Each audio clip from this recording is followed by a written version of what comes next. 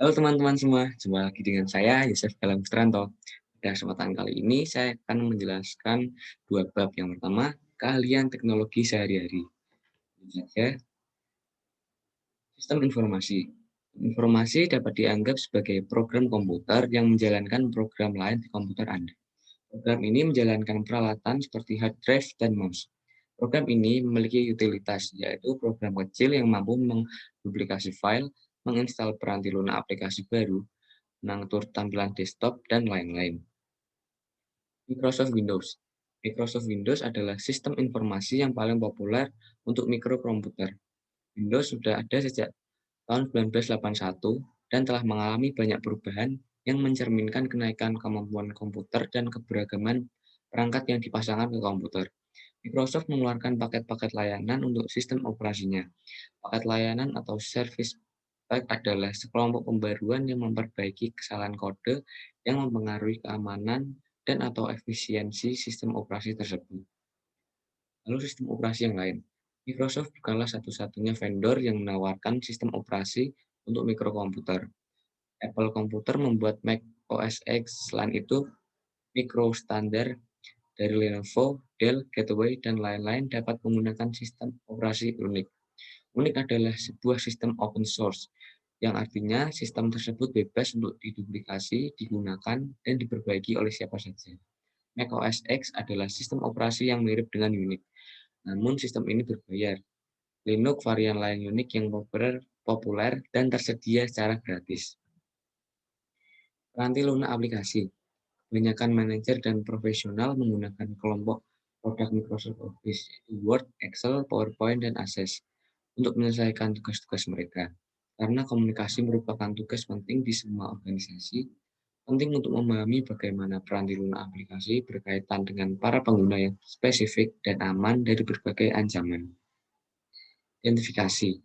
Salah satu alasan mengapa banyak organisasi besar berusaha untuk menstandarisasi peranti lunak aplikasi dan versinya adalah untuk meyakinkan agar semua orang tersebut mengerjakan dokumen yang dapat bekerja sama dengan baik atau kompatibel satu sama lain.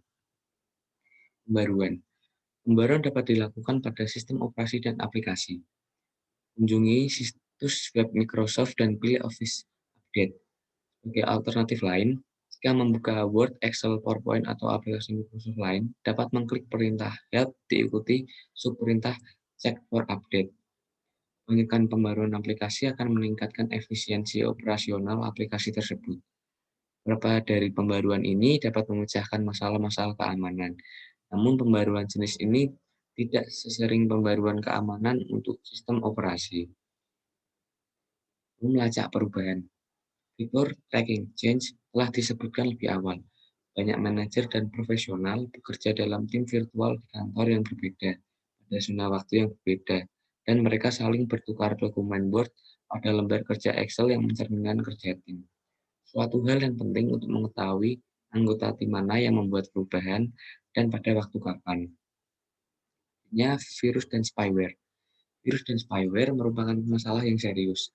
Spyware tidak bersifat berbahaya karena tidak dikirimkan ke komputer untuk menghentikan kerjanya atau untuk mencuri informasi yang sensitif. Hampir setiap komputer yang mengakses internet memiliki sejumlah spyware.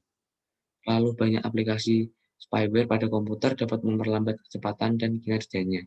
Sedangkan virus dibuat untuk menghancurkan atau mencuri informasi pada komputer dan menyebabkan komputer menjadi tidak berfungsi. Selanjutnya ada proteksi. Proteksi adalah tidak ada alasan untuk tidak memasang antivirus dan anti spyware pada komputer dan tetap menjaganya agar selalu update. Virus dan spyware di komputer dapat dengan cepat menyebar melalui jaringan. Komputer yang tidak terlindungi dapat menjadi sumber infeksi bagi ratusan atau ribuan komputer yang lain. Proteksi ada dua macam, yang pertama proteksi komersial dan yang kedua proteksi gratis. Email. Email amat penting untuk komunikasi bisnis. Hampir setiap email yang dikirimkan tersimpan di suatu tempat. Email melewati banyak server pada perjalanannya, dari pengirim ke penerima, dan sebagian besar dari server ini dibuat cadangannya berulang kali, sehingga menyimpan catatan komunikasi email yang panjang. Lalu etiket email di tempat kerja. Yang pertama, berhati-hatilah dalam menggunakan fitur email reply all. Anda dapat melihat nama pengirim email dari kotak form dan nama penerima di kotak to. Tapi Anda tidak mungkin mengetahui siapa yang akan menerima salinan tersembunyi dari email tersebut. Lalu yang kedua, jangan mengirimkan email terlalu panjang. Jika Anda memiliki email yang panjang, buatlah sebuah dokumen dan dilampirkan dokumen tersebut di dalam email. Lalu yang ketiga, jangan pernah merasa yakin bahwa email yang Anda kirimkan pada seseorang tidak akan pernah dikirimkan kepada orang lain. Lalu selanjutnya adalah proyek HTML atau web menggunakan Microsoft Frontpage. Microsoft Frontpage adalah suatu aplikasi lunak yang mudah digunakan dan dapat digunakan untuk membuat halaman web sederhana. Penggunaan editor teks untuk membuat sebuah halaman web memerlukan waktu yang lebih lama dan sedikit sulit, namun memberikan kontrol yang lebih besar terhadap desain halaman web tersebut. Di sini saya akan mencontohkan uh, cara membuat halaman web yang sederhana melalui Microsoft Frontpage 2013. Langkah pertama adalah klik Start pada layar monitor. Kedua, klik All Program, lalu pilih Microsoft Office, kemudian pilih Microsoft Office Frontpage 2013. Ketiga, tampilannya seperti ini, Microsoft Frontpage 2013. Lalu, ini sebagai contoh, ketik Universitas Pizza dengan font 5, 18 pt dengan format paragraph center. Selanjutnya, ketik location, enter, pilih menu bullets, kemudian ketik komuter parking lot, recreation center, 101 North Main Street. Ini sebagai contoh saja ya, teman-teman. Lalu yang keenam, pilih menu table, lalu pilih insert dan klik table. Kemudian isi kolom row 4 dan kolom 4. Selanjutnya klik OK. Nah, ini adalah tampilan tabel pada layar monitor. Selanjutnya isi tabel sesuai dengan ketentuan masing-masing ya. Ini ada topping, pepperoni, sausage, vegetarian small, medium, large, dan ini adalah harga-harganya. Lalu pilih menu insert, picture, clip art, pilih gambar yang sesuai dengan tema. Setelah itu, klik enter. Ini gambarnya sudah muncul. Klik enter, kemudian ketik "Why order from us". Selanjutnya ketik enter, kemudian pilih klik numbering, kemudian klik "It's is the best pizza you ever taste. Our price are great and fast delivery". Lalu ketik enter, kemudian pilih menu insert, dan ini di hyperlink. Klik menu hyperlink. Pilih email address, kemudian isi text to display dengan kontak us. Email address, ini emailnya contoh varianti56@yahoo.com, subjek dengan universitas, lalu pilih OK. Selanjutnya tempatkan kursor pada depan huruf U, ini Universitas Pizza, kemudian pilih menu insert, lalu bookmark. Isi bookmark dengan nama beginning, lalu klik OK. Nah, ini klik diisikan dengan beginning, lalu klik OK. Setelah itu pilih menu insert, lalu hyperlink, kemudian pilih place in the document, isi text to display dengan link to my school, lalu klik OK.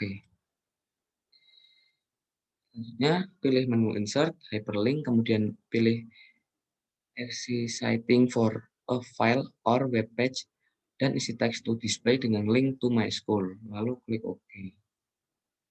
Pilih menu insert, hyperlink, kemudian pilih place in the document, dan isi text to dengan go to top of page, pilih beginning, lalu OK. Nah, ini di klik preview, maka kita akan melihat tampilannya seperti ini. Selanjutnya, kelebihan dan kekurangan front page. Kelebihannya yang pertama lebih cepat. Dua, menghemat biaya pekerjaan karyawan. Lalu yang ketiga, dalam hal membuat halaman web, lebih mudah menggunakan front page. Kekurangannya yang pertama, kode HTML atau kode yang diproses oleh browser internet yang dihasilkan tidak efisien. Yang kedua, menggunakannya sulit.